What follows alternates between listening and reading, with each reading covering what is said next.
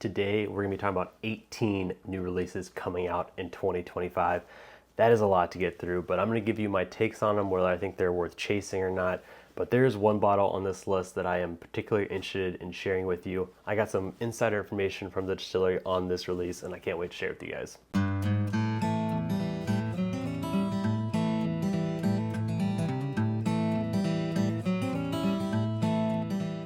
Welcome back to the Bourbon Retriever, and today is probably one of my favorite videos, and is because we are talking about bottles that will be coming out this year, brand new releases from these distilleries. And it's always fun just looking ahead about what the future of bourbon might be.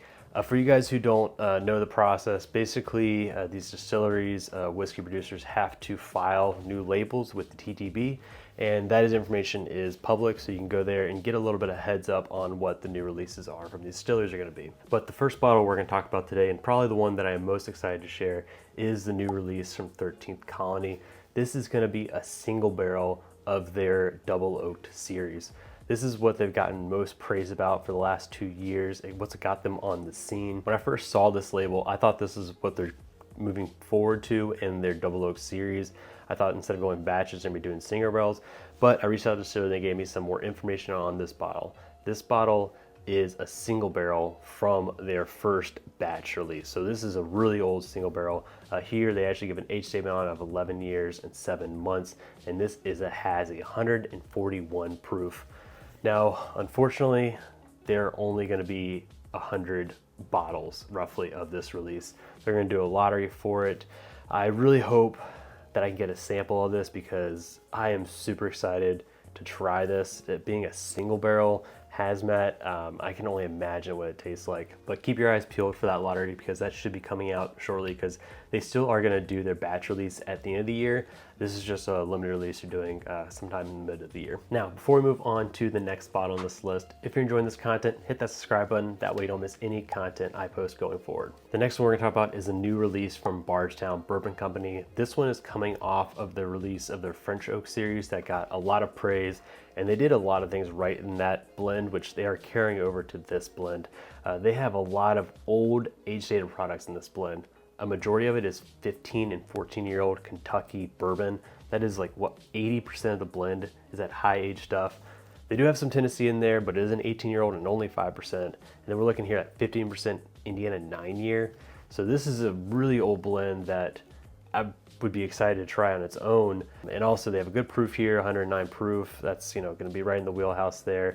And my favorite thing of doing this is what they did with the old release, the French Oak, is these are coming in 375s. The French Oak was $100. I don't know what the MSRP of this Mizunara one. If I had to guess, it should be roughly in that same line.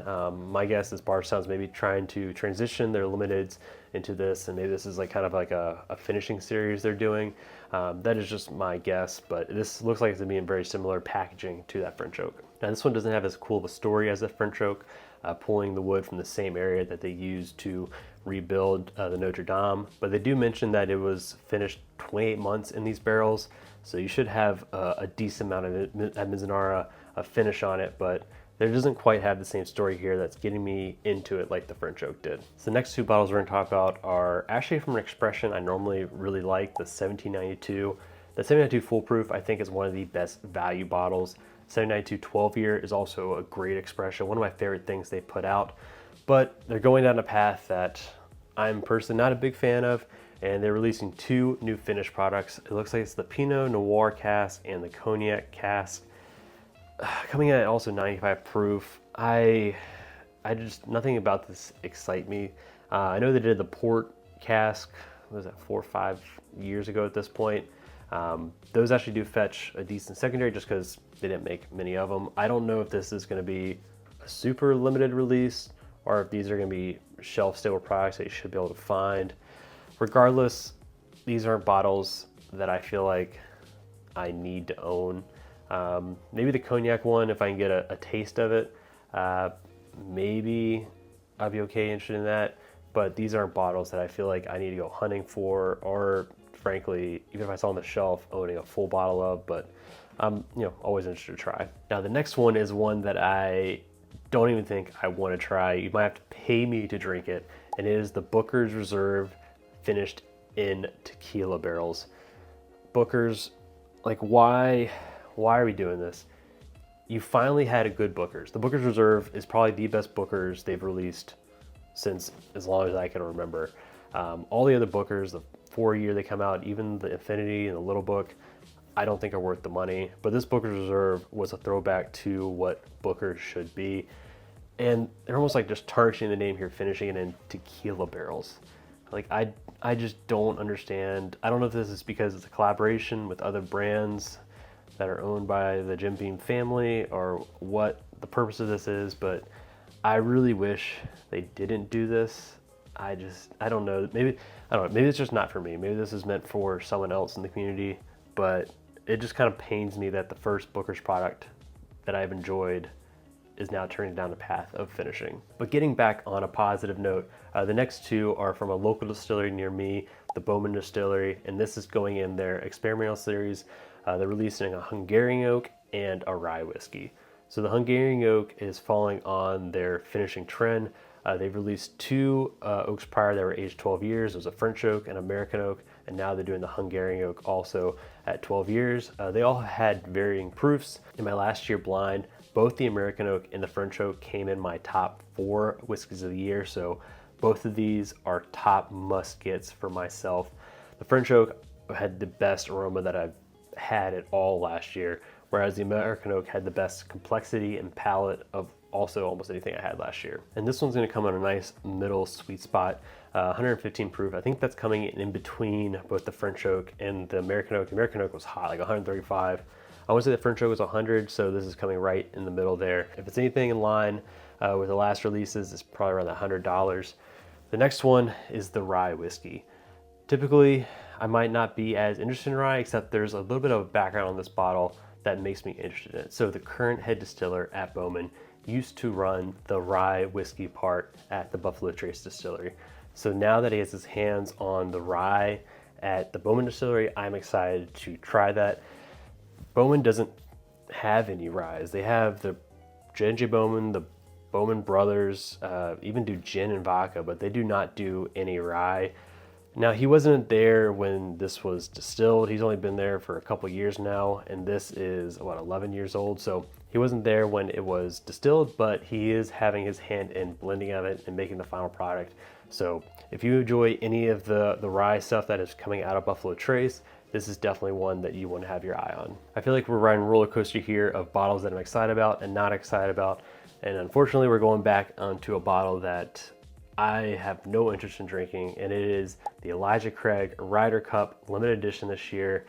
And the reason I have almost no interest in drinking it is finished in toasted sugar maple and apple wood staves.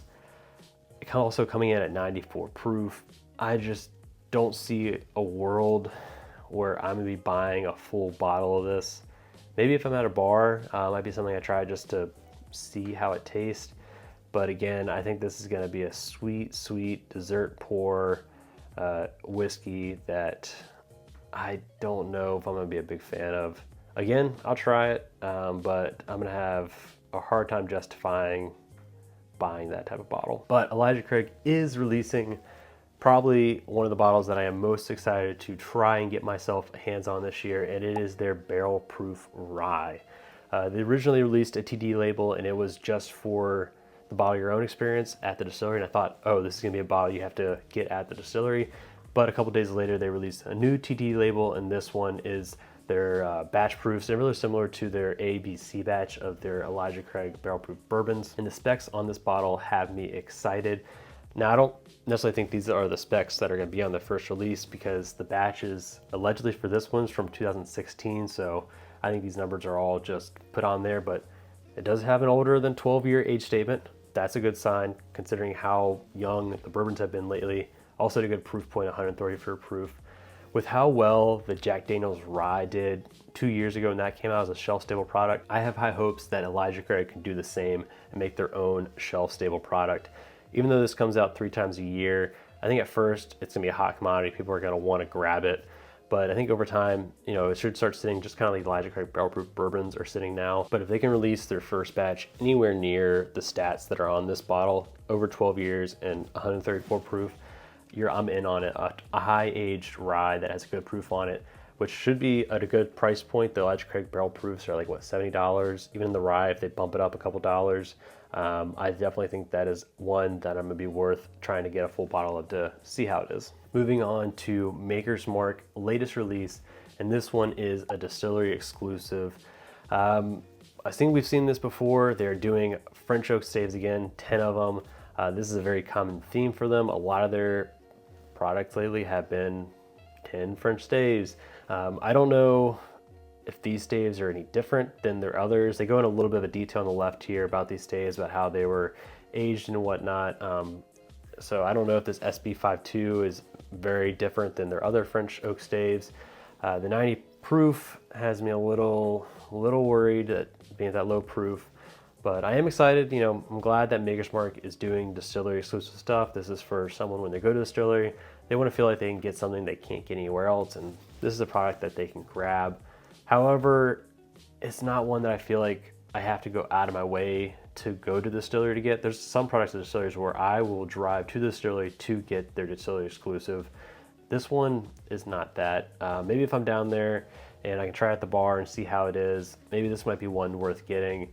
But just in the specs alone, you know, I don't understand why you wouldn't just get the 46 normal makers instead of this, but there might be something here that I'm missing. The next bottle we're talking about is coming from O.K.I.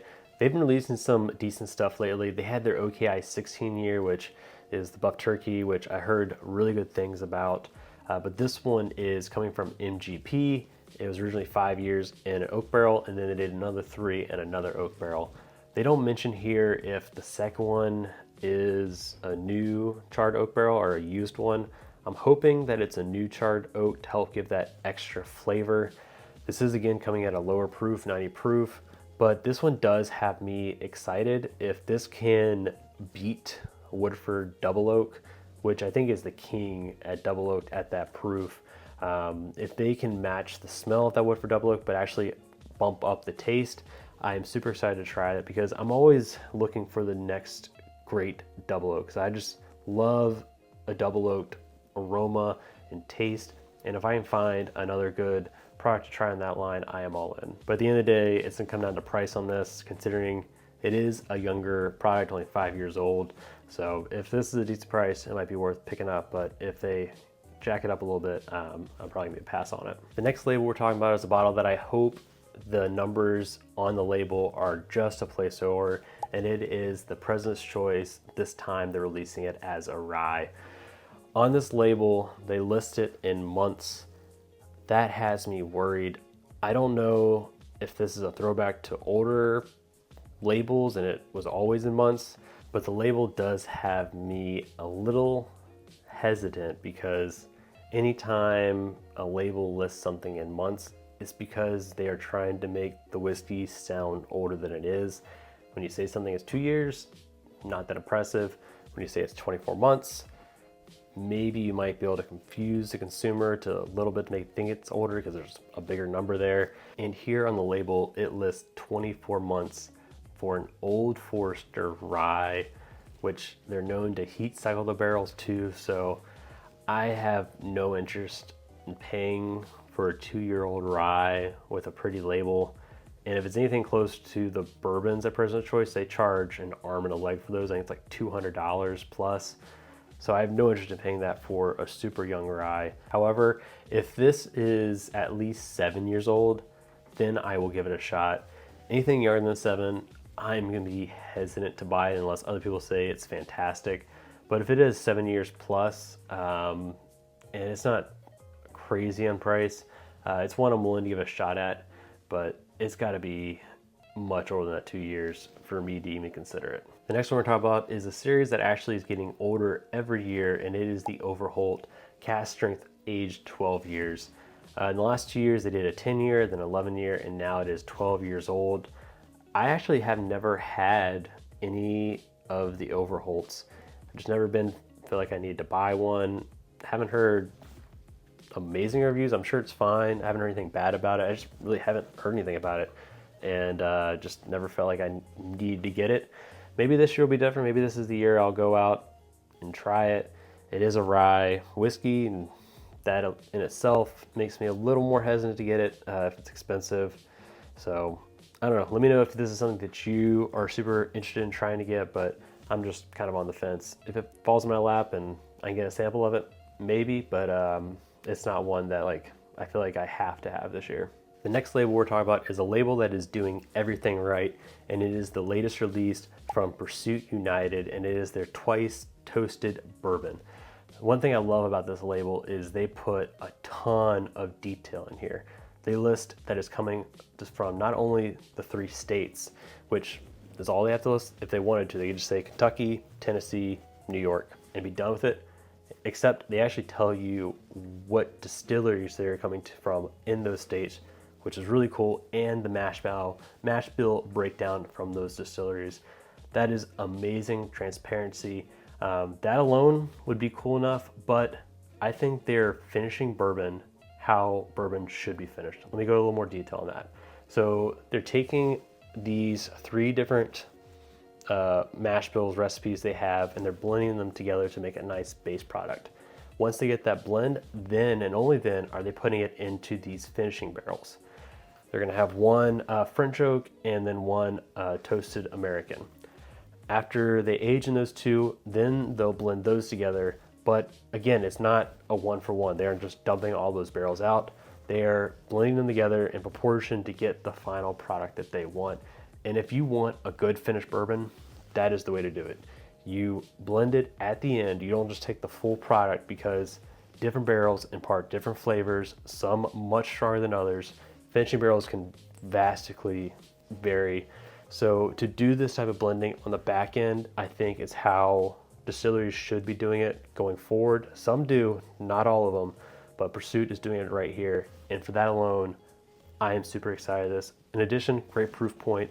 So if I see this bottle, I'm definitely gonna get it. I don't know if this is a distillery only, if this is gonna be widely distributed, but this is definitely a bottle that I am gonna be interested to try, because not only are they doing it right, but their double oaks, I think, is probably my favorite double oak on the market right now. It is an absolute butterscotch bomb. So if they can get a little bit of that butterscotch in here, maybe with a little more oak from that American oak, I think this could be absolutely delicious. So the next bottle I'm gonna talk about is actually a bottle that I got a slight sneak peek at when I did a pick with them, and it is Rare Character. This is their latest laser code, the WTN, and this is the Wheated Straight Bourbon Whiskey. These are gonna be 8 years plus, but unfortunately, there are gonna be only 10 barrels of this stuff. When I did my latest barrel pick with Rare Character, Pablo brought a sample of a wheated whiskey bourbon to try. I loved it. It was better than it was better than everything else we had tried that day, and we had tried a KOA barrel. I was in love with it. He at the time said it was probably going to be in their exceptional series. So I was surprised to see it come out in the single barrel program. I imagine he originally thought exceptional because of how few barrels there are, but it looks like he changed his mind and they're making it a single barrel program. I don't know when these are coming out or where they're going to, but I am gonna do everything in my power to try and get one of these barrels, because that sample I had was phenomenal, and it's aged a little bit longer here, so I can imagine it's only gotten better. Now, the one knock on Rare Character is the pricing. I know this is gonna be well more than $80, more than that $10 a year price. If I had to guess, it's probably gonna be like $140, $150 for this bottle, $130, somewhere in there. If I can get it for that $130 price, I'll be ecstatic. Will I pay $200? I don't think so. I'm not gonna be paying that $200 for this bottle, but if I can get it anywhere in that like $130, $150 range, I'm gonna be a buyer on it. So the next bottle we're gonna talk about is the latest release from Remus. This bottle, I'm not the biggest fan of the shape of this bottle. It seems too busy, too much going on. I personally like the more simplistic designs. This one almost seems like it's screaming, look at me, buy me, and that is a little concerning in itself. But this is basically the new experimental series from Remus. It has a 9-year age statement, that's cool. But this is finished in, what is that, a Seguin Moreau barrels. I don't know what that is, but this is basically Remus's new experimental line. I am probably not going to be buying this. I have not been the biggest fan of the latest Remus releases. The Remus repeals have been very mediocre at best. Even the baseline Remus have just not been good. So if their baseline and their more premium bottles aren't that good, I have a hard time imagining that their experimental bottles are going to be worth the price. So this is going to be a pass for me, but definitely wanted to let you guys know because this latest thing from Remus, 9 years old, but I think this is not going to be one that I'm dying to buy. Now, a bottle that I am excited to buy is Kentucky Senator's latest release. If you don't know anything about Kentucky Senator, they have a very limited distribution. It's basically just Kentucky and then like Jack Rose in DC. Jack Rose is actually where I first found out about them. I met the two guys running it, and they had their single barrels. I fell in love with their 7-year and 9-year single barrels. They were absolutely fantastic. I know this release, though, they're moving on to new juice. The past 4 or 5 releases have all been Barton, but they no longer have any Barton, and they've moved on to a new recipe. But this bottle should be coming out soon. I know they did their barrel pick maybe about a month ago. Basically how they do it is they line up all the barrels and they pick from that to be a single barrel. It goes to Liquor Barn for a single project, and the rest of them get blended together to make the batch product. So I'm gonna be looking out for this bottle, probably see if I can try and get that single barrel, because the last 2 I had were single barrels and they were great. And we're gonna be ending on a downer here. The last bottle we're talking about is the latest Woodford Reserve Master Collection. And this is going to be finished in Chinkapin oak whiskey barrels. I have no interest in this at all. The latest Woodford, I don't think I've been excited about any Woodford release ever, actually. I'm thinking about it. All these master collections have not been that great. So I just have no interest in this. If it's anywhere priced, the other ones are all like $200 for a non-age dated product. It's not gonna be something I'm chasing. But that price point, bad history of these products, it's just not gonna be for me. So those are some of the bottles that will be coming out in 2025. If you're enjoying this content, hit the subscribe button, that way you don't miss any more. Check out this video here if you enjoyed it. Until next time, cheers.